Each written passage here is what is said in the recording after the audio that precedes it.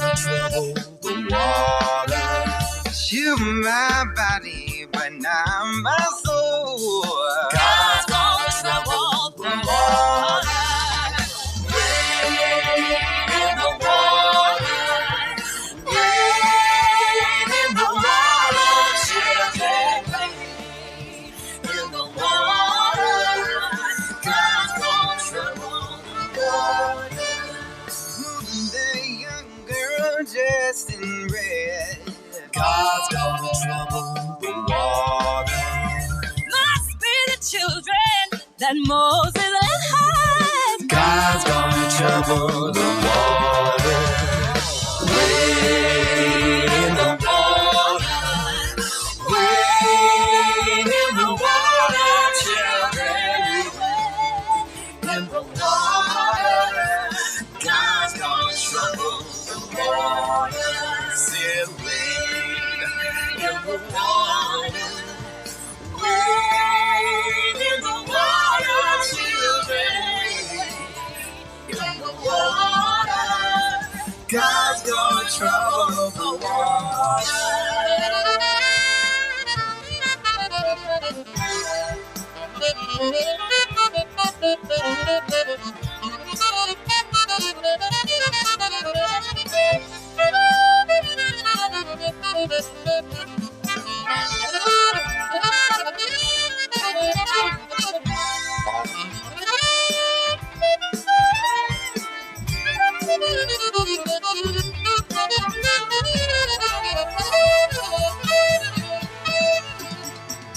Avadim hayinu, ata b'nei chorim, b'nei chorim.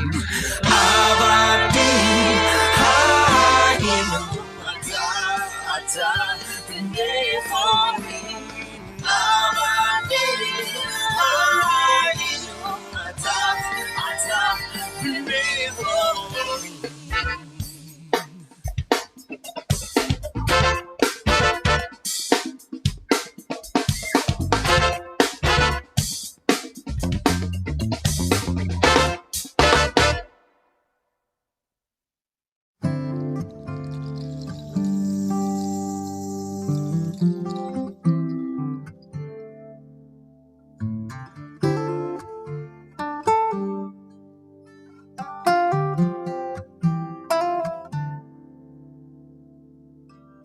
Avadim hayinu,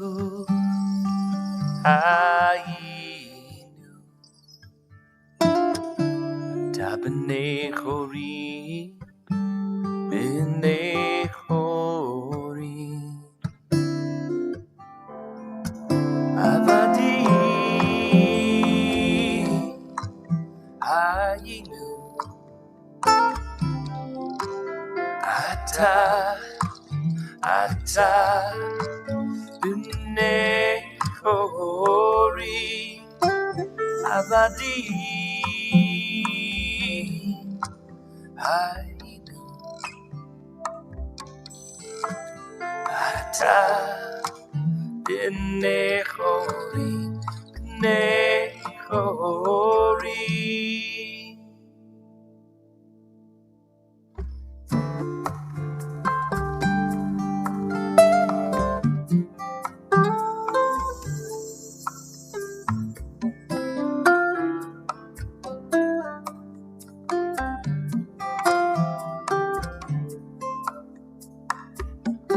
Avadim hayinu,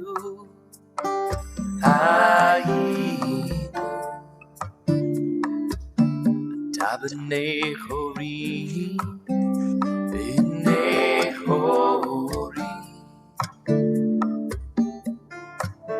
Avadim hayinu, ata b'nei chorim. Avadim hayinu, ata b'nei chorim, b'nei chorim.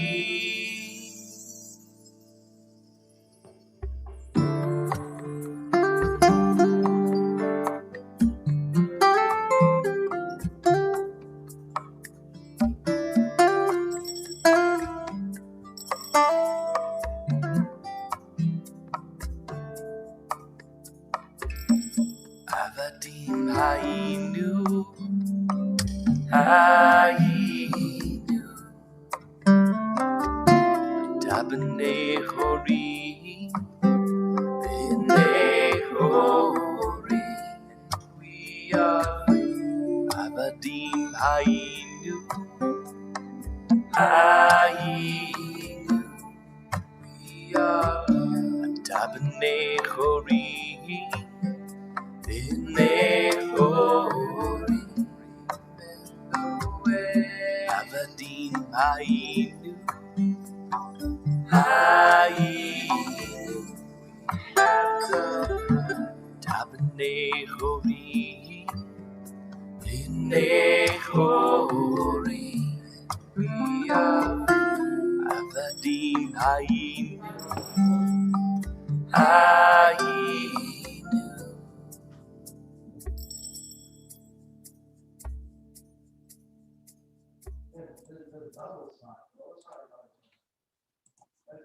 Chag Sameach, everyone. We are glad that you are here with us this evening on Zoom and on Facebook Live or live stream, all of the places. We've put the link to the Haggadah in the chat here. Hopefully it'll be on Facebook in the comments in just a moment. And right below your screen, I believe on live stream, or actually on the website under worship, there's a Passover 5781 column, and the Haggadah is there as well. But in all the places, we're glad that you are here to celebrate with us. And we're going to begin our Seder on page 2. So turn over there and we'll get going. All right. In every generation, we are obligated to look upon ourselves as if we had personally gone forth out of Egypt. In order to fulfill this obligation properly at the Seder, we must experience both the bondage and the servitude of the slaves and the freedom of the redeemed. The ritual is arranged into a specific pattern designed to help us achieve this experience. This is one of the reasons why the Seder is called Seder, meaning order. Throughout the evening, there are various requirements and customs that help us remember our history and challenge us to think about the trials of bondage and better appreciate the sweetness of freedom. By reading the words of the Haggadah and eating special foods, we obey the mitzvah written in the Torah. You shall tell the Passover story to your children in the days to come.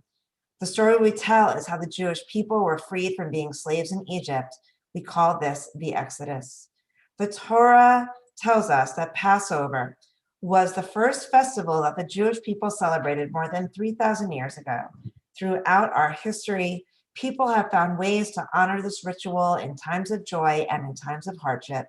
In every generation around the world, Jews have gathered at this season to celebrate the Exodus. And because it is a festival evening, we'll begin by lighting our festival candles. If you have them, please join me. I'm going to have the cantor actually sing the blessing after I light my candle.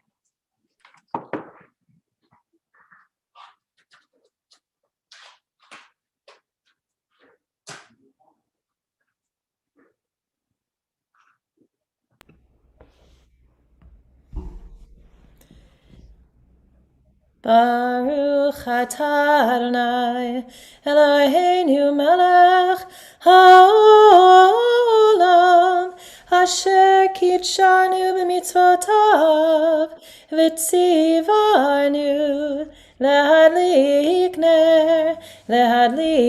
נר של יום טוב. Thank you. And now on page 4, it is traditional to, what we have on page 4 is like the table of contents of the Haggadah. This is the whole Seder, or the order of the Seder, and it's traditional to chant the order, which the cantor will now do. Kadesh Orchat, Karpaz Yachat, Magid Rachza, Motzi Matzah, Maror Korech, Shulchan Orech, Tzafun Barech, Hallel nirtzah. And please join me on page 5 for the first cup of wine. So fill your cup if it isn't already. The Seder begins with the Kiddush, the blessing over a cup of wine. Wine stands for the sweetness and joy of a holiday celebration. In our Pesach story, we are told 4 times, in different ways, that God promised freedom to our people. We remember each of those promises with a cup of wine. With the first cup of wine, we recall the first promise found in the Torah, I am Adonai, and I will free you from the slavery of Egypt. Baruch atah Adonai Eloheinu melech haolam, borei peri hagafen. Blessed are you, Adonai, our God, sovereign of the universe, creator of the fruit of the vine. And we share in Shehechianu together. Baruch atah Adonai Eloheinu melech haolam, Shehechianu v'kiyamanu v'higianu lazman hazeh. Blessed are you, Adonai, our God, sovereign of all, for giving us life, for sustaining us, and for enabling us to reach this season. L'chaim. Amen. L'chaim. I'm going to invite Arlene Dreyer to unmute herself and read the next section of our Haggadah.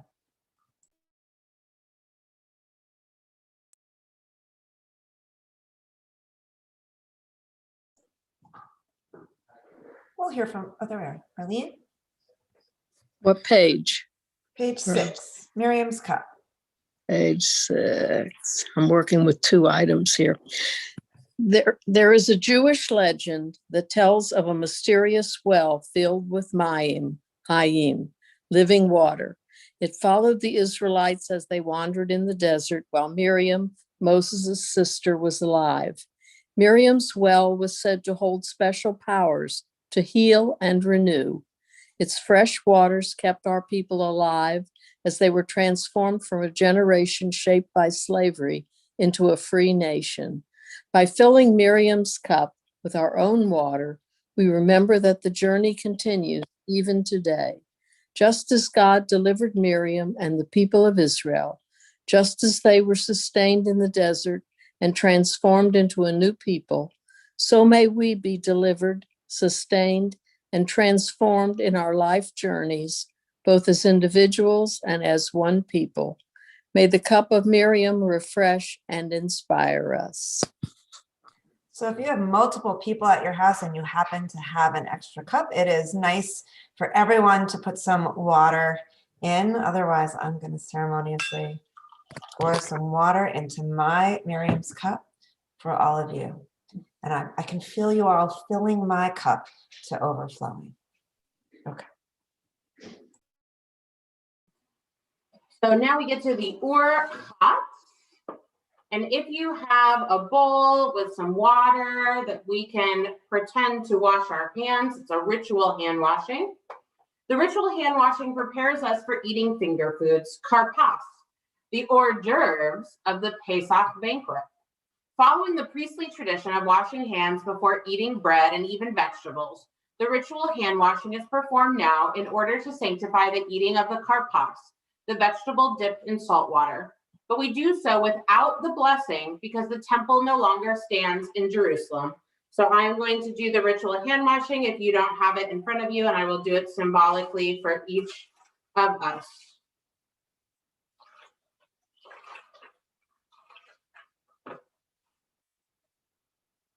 So now we're going to take our karpas, your parsley, celery, whatever greens you might have for that karpas blessing. You are not the greens, but yes, you have some. As we say a blessing and eat a green herb or vegetable, we remember that it was springtime when the Passover story took place. We dip the greens in salt water to remind us of the tears of our ancestors who suffered cruel slavery. As we taste greens and salt water together, we think about the freshness of spring and the tears of slavery. So go ahead and get your karpas and dip it in some salt water. Okay. Okay. And we say our blessing, Baruch atah Adonai Eloheinu melech haolam, borei peri ha'adamah. Blessed are you, Adonai, our God, sovereign of the universe, creator of the fruit of the earth. Go ahead and take a bite. I have to say I've always done parsley and I hate parsley, and I just had celery and I like celery. I'm going to advise, if you prefer celery from this time forward, pick a green that makes you happy. Here we go. Okay, I'm not going to chew in your ear. Okay, so we are now at the moment where we take our matzahs, the yachats. The Pesach story begins in a broken world amidst slavery and oppression. The sound of the breaking of the matzah sends us into that fractured existence, only to become whole again when we find the broken half, the afikomen, at the end of the Seder. This brokenness is not just a physical or political situation. In Hebrew, Egypt is called Mitzrayim, reminding us of the word tsar, narrow. Thus, in Hasidic thought, Mitzrayim symbolizes the inner straits that trap our souls. Yet even here we can find a unique value. As the Hasidic saying teaches us, there's nothing more whole than a broken heart. So now we break the middle matzah. So you might have this fancy matzah bag like I do with 3 sections, but if not, you just have 3 matzahs. That's also perfectly fabulous. And we take the middle matzah and we break it in half. And we're going to take the bigger piece and save it for the afikomen, and the smaller piece for saying the blessing later. But we're going to say together on the bottom of page 7. You can stay muted so it's not cacophonous, but please read aloud with us. Behold the matzah, the bread of affliction our ancestors ate when they were slaves in the land of Egypt. Let all who are hungry come and eat. Let all who are in need share our Passover. This year here, next year in Israel. Today bound, tomorrow free. On page 8, we continue with our Magid, the story and the 4 questions. The Haggadah gives us 4 specific questions to ask at the Seder, and feel free to join me if you know it. Ma nishtana halayla hazeh mikol halelot, mikol halelot, shebechol halelot ani ochlin chametzu matzah, chametzu matzah, halayla hazeh kulo matzah, halayla hazeh kulo matzah, shebechol halelot anu ochlin she'ar yirakot, she'ar yirakot, halayla hazeh maror, maror, halayla hazeh maror, maror, shebechol halelot ein anu matbilin afilu pa'am echat, afilu pa'am echat, halayla hazeh shetei fe'amim, halayla hazeh shetei fe'amim, shebechol halelot anu ochlin ben yoshvin uvein mesubin, ben yoshvin uvein mesubin, halayla hazeh kulanu mesubin, halayla hazeh kulanu mesubin.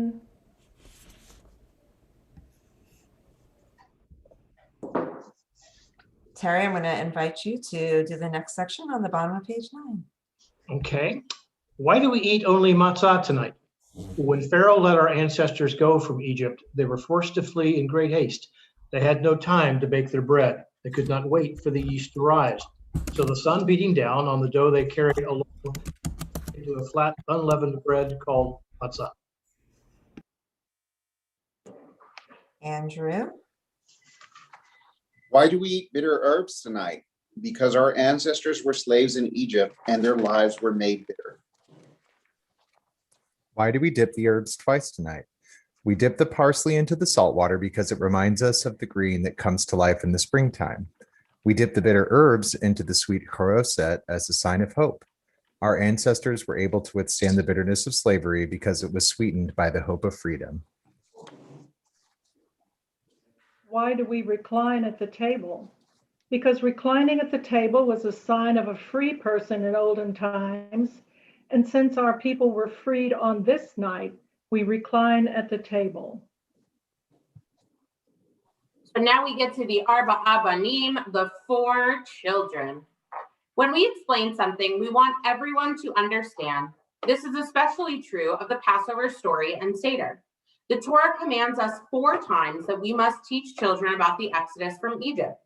These 4 commands suggest that there are 4 kinds of children, each of whom learns in a different way. The wise child says, I want to know the meaning of all these rules. This child is proud to be a Jew and is interested in sharing experiences that are important to Jews. We answer this child by teaching all the rules of Passover.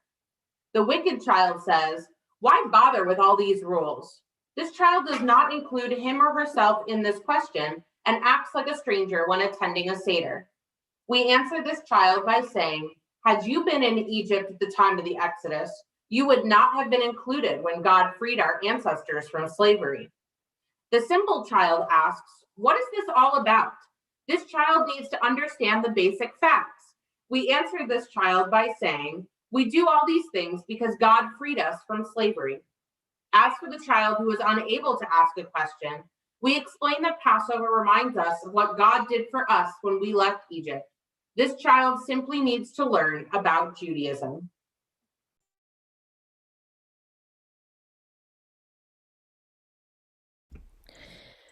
When in the time to come your children ask you, what is the meaning of the decrees, laws, and rules that Adonai our God has enjoined upon you? You shall say to your children, we were slaves to Pharaoh in Egypt, and Adonai freed us from Egypt with a mighty hand and an outstretched arm. Together, we were slaves to Pharaoh in Egypt, but Adonai our God took us out of there with a mighty hand and an outstretched arm. Had not God taken our ancestors out of Egypt, then we, our children, and our children's children would still be enslaved to Pharaoh in Egypt. Even if we all were wise and perceptive, experienced, and versed in Torah, it would still be our duty to tell about the Exodus from Egypt. The more one talks about the Exodus, the more praise one deserves. Avadim hayinu, ata b'nei chorin, Avadim hayinu, ata b'nei chorin, Avadim hayinu, ata b'nei chorin. On the top of page 12, we continue. Hannah Margolis, I'm going to invite you to unmute and read that next section.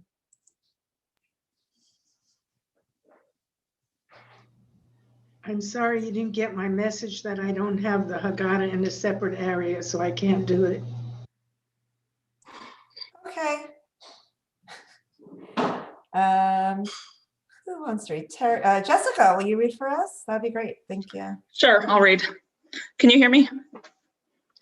Okay. God brought us out of Egypt, not by an angel, not by a seraph, not by a messenger, but by himself, as it is written. I will pass through the land of Egypt on that night. I will smite all the firstborn in the land of Egypt, from man unto beast. On all the gods of Egypt I will execute judgments. I am Adonai. When Pharaoh defied the command of God and refused to release the Israelites, he brought trouble upon himself and his people, for God afflicted the land of Egypt with plague. These plagues came upon the Egyptians because of their evil, yet we do not rejoice over their downfall and defeat. Thank you. Arlene?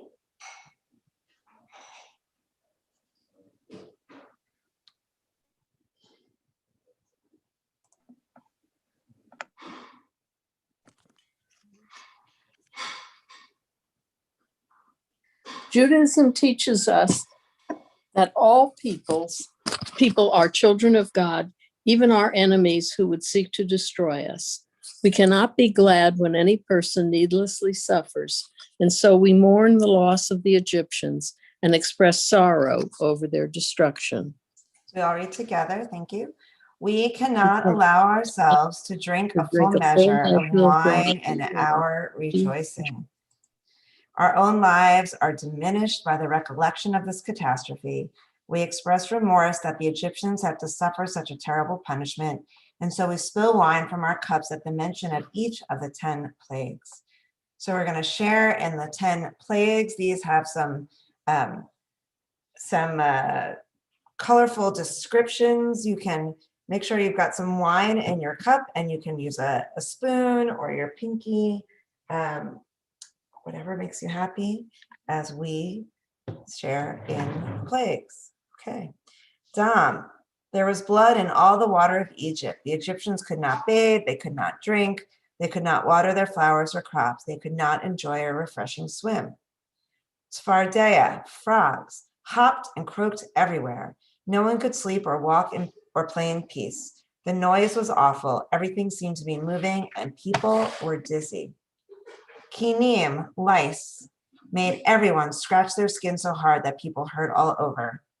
Arov, wild beasts, galloped, slithered, snorted, growled, roared, and clawed in every corner of Egypt. Soon there was no room for the people. Dever, there were diseases that could not be cured, coughing, sneezing, sore throats, gasping for breath, watering eyes, and aching arms and legs made everyone miserable. Shechin, boils, burst from their skin. They were so uncomfortable, the Egyptians could not even get dressed without screaming from the pain. Barad, hail, rained down as dangerous balls of ice. The hail smashed roofs and damaged crops. It broke everything the Egyptians owned. Arbeh, locusts, swarmed all over the trees and blades of grass. The buzzing and sounds of flapping wings frightened everyone. Vegetables and fruits were gobbled up, and only dust remained on the ground. Choshech, darkness, blotted out the sun. People were always cold. Moonlight and stars did not appear. Every day was pitch black. And Makat Becharot, the firstborn son in every Egyptian family, died.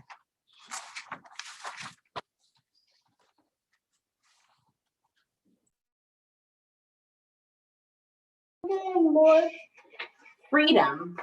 Each punishment frightened Pharaoh, and each time he promised to free the slaves.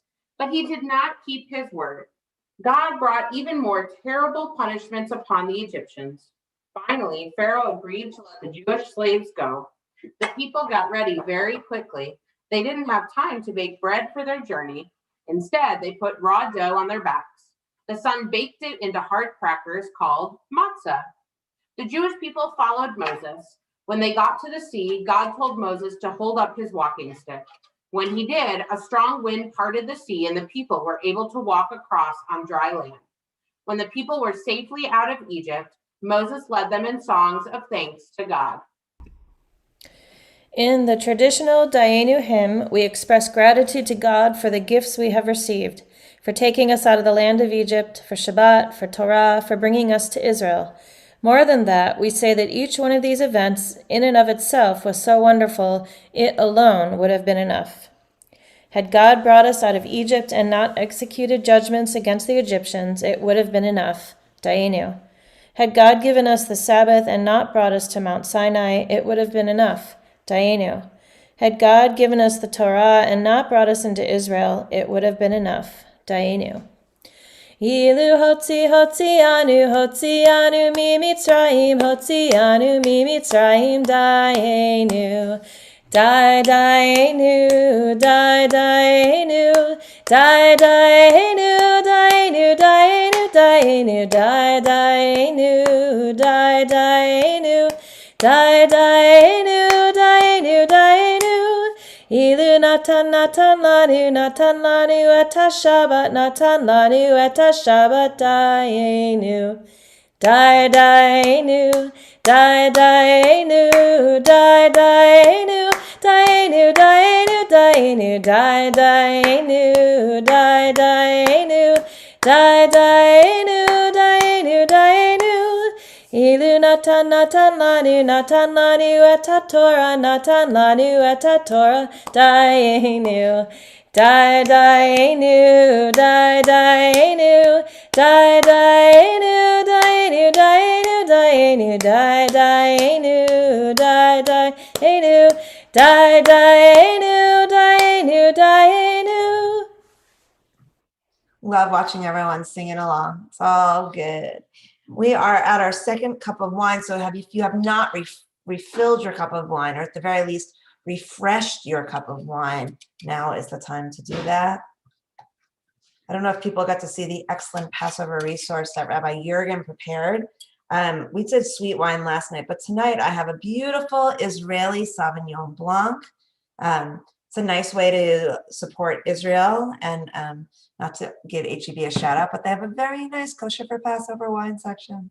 So next year you should go check it out. Okay, second cup of wine. With the second cup of wine, we remember the second promise God made to the Jewish people. I will deliver you from their slavery.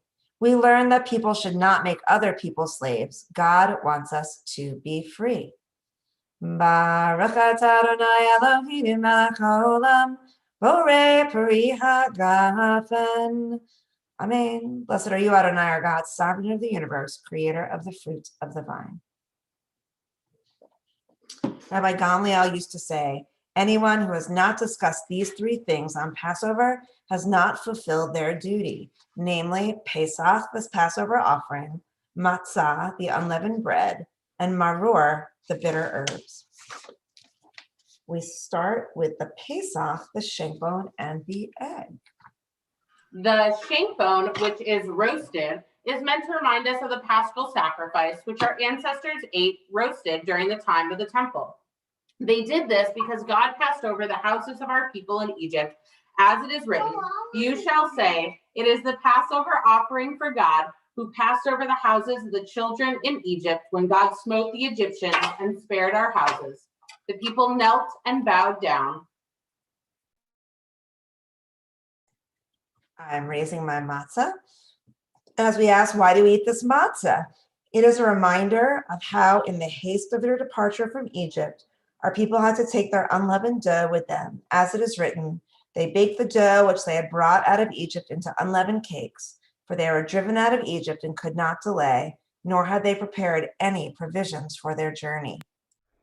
So my maror came from a jar. So here's my, I'm raising my maror. Why do we eat this bitter herb? It is because the Egyptians embittered the lives of our people in Egypt, as it is written. They made life bitter for them with hard labor, with clay and bricks, and with all kinds of labor in the field.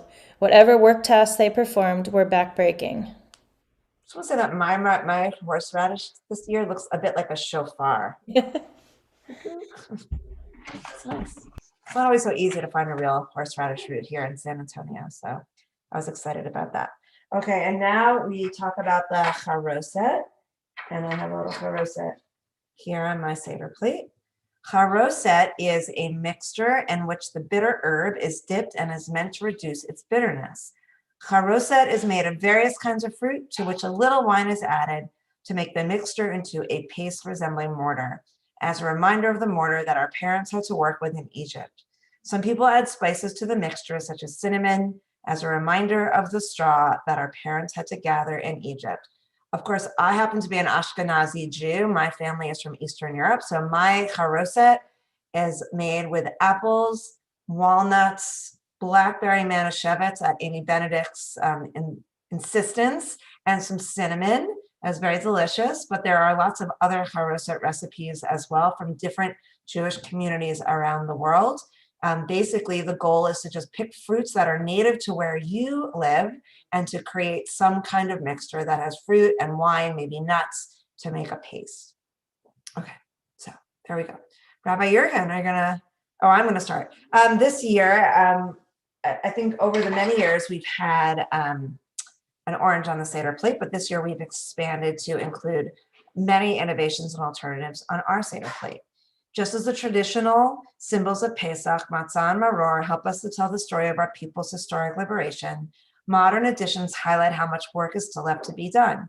In addition to our traditional Seder plate, some Seder plates also tables have an additional Seder plate.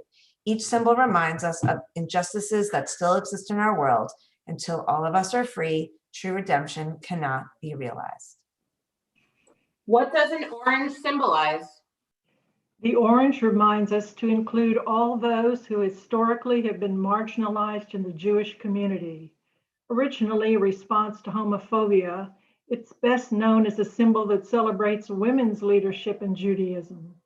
Today, the orange reminds us to be mindful of all those in our community who may feel marginalized: Jews of color, older folks, single people, widows and widowers, divorced people, those with a chronic illness or social difficulties, and all of us who feel at times like we are the other. The more diverse our community is, the richer it can be. And just as our Seder plate has evolved to include the orange, so too are we able to change and grow in our understanding of the people around us, finding ways to honor the sweet gifts every human being brings to our Seder table and our Jewish lives. What is the significance of fair trade chocolate on our Seder plate? Fair trade certified chocolate and cocoa beans are grown under standards that prohibit the use of forced labor. On our Seder plate, they remind us that although we escaped from slavery in Egypt, forced labor is still very much an issue today. What is the meaning of a potato on the Seder plate? In 1991, Israel launched Operation Solomon, a covert plan to bring Ethiopian Jews to the Holy Land. When these famished, downtrodden Jews arrived in Israel, many were so hungry and ill that they were unable to digest substantial food. Israeli doctors fed these new immigrants simple boiled potatoes and rice until their systems could take more food. The potatoes, in addition to their karpas, the green spring vegetable, announce and honor a wondrous exodus in our own time from Ethiopia to Israel. What is the significance of the banana on our Seder plate?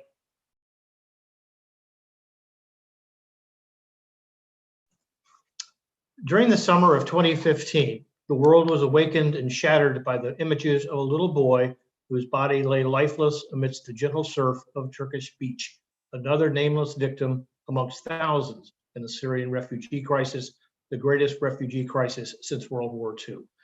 His name was Aylan Kurdi, 3, and he drowned with his brother Galip, 5, and their mother Rihan on their exodus to freedom's distant shore.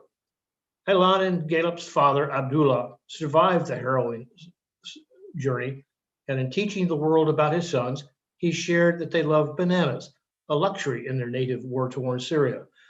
Every day after work, Abdullah brought home a banana for his sons to share, a sweet sign of his enduring love for them.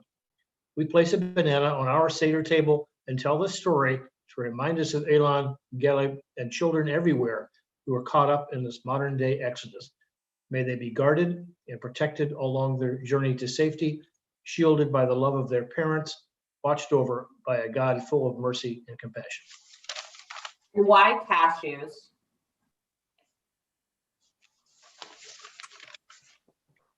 Rabbi Wesley Garden Schwartz of Temple Emmanuel in Newton, Massachusetts, started the tradition of adding cashews to the Seder plate to honor our troops. The idea came from a sign at a drugstore that asked customers to consider buying bags of cashews to send to troops stationed in Iraq. An employee whose son was serving abroad explained that the salted cashews provided sustenance and hydration in Iraq's desert climate, compelling the rabbi to make the addition to his congregation Seder plate.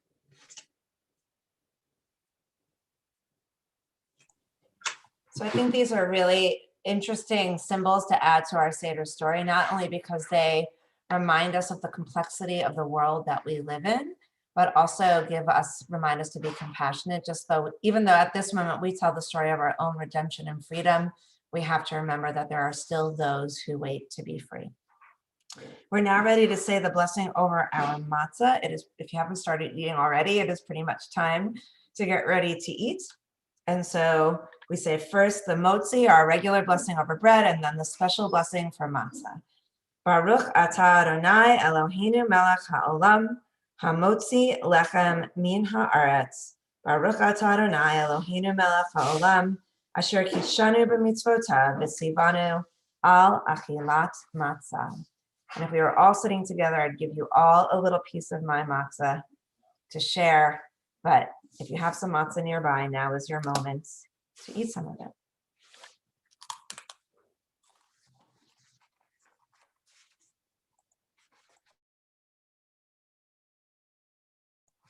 Sorry, I muted. I didn't really want to chew in your ear there. Okay.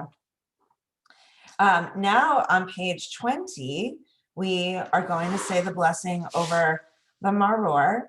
And though you can put it all on your matzah if you would like, that's actually our korech, our Hillel sandwich. You're really just supposed to eat horseradish or your bitter herb and your charoset together.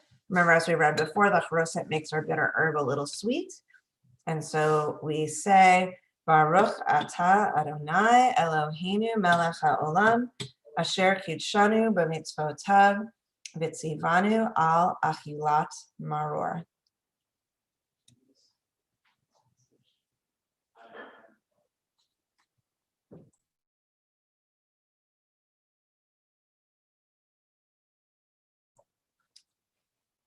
Rabbi Jurgen, do you want to read about the Hillel sandwich for us?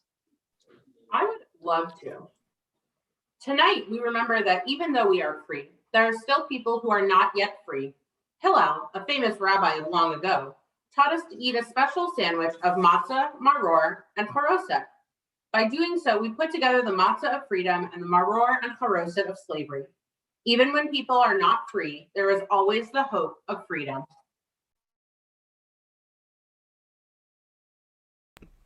So, Hold on one second, Cantor Berlin. I'm so sorry. Cantor Berlin is going to sing us into dinner in just a moment. But first, our temple president, Amy Benedict, has some words to share. Chag Sameach to everyone. I hope you're having a wonderful Passover and eating my favorite two foods, which are haroset and matzah. And I really like to eat matzah year round. It's definitely my favorite cracker. Just wanted to share that. I'm thrilled tonight to tell you, if you haven't already heard, that in-person Shabbat services are going to resume on April 2nd, Friday, April 2nd. And you'll get an email with all the information shortly, sometime early this week, which will describe all the rules and what we're planning to do. But just to remind you of a couple things that you should pay attention to when you get the email. We're going to strongly encourage that people over the age of 65 and those with risk factors for severe disease to come only if you're fully vaccinated. We're going to require masks. Your temperatures will be checked, and we're going to seat you far away from each other. So you'll have designated seating areas. There's not going to be any oneg or babysitting, and we ask you not to sing if you can remember, and we'll remind you a couple times. But anyway, I'm really excited for that. I hope to see you next Friday evening, and enjoy your Passover. Stay healthy and happy. Chag Sameach again. Sameach. Cantor. So my mother's favorite Passover Seder song is God of Might. I'm going to do one verse in Hebrew and one verse in English.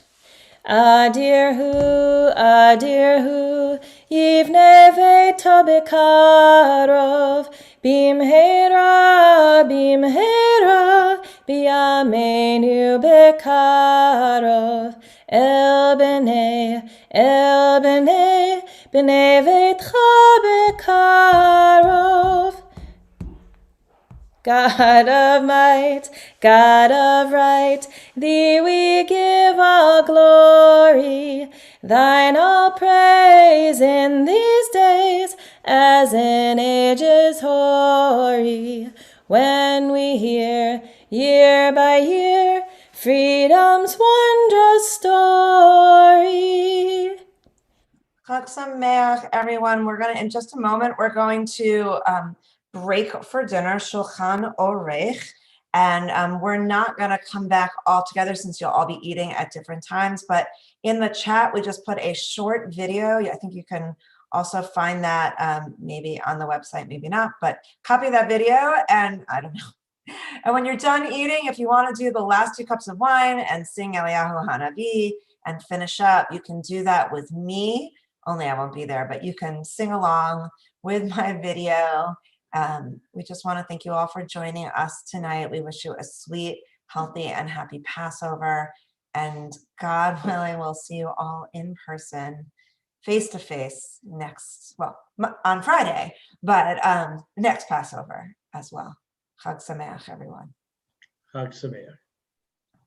Chag Sameach. Passover to everybody.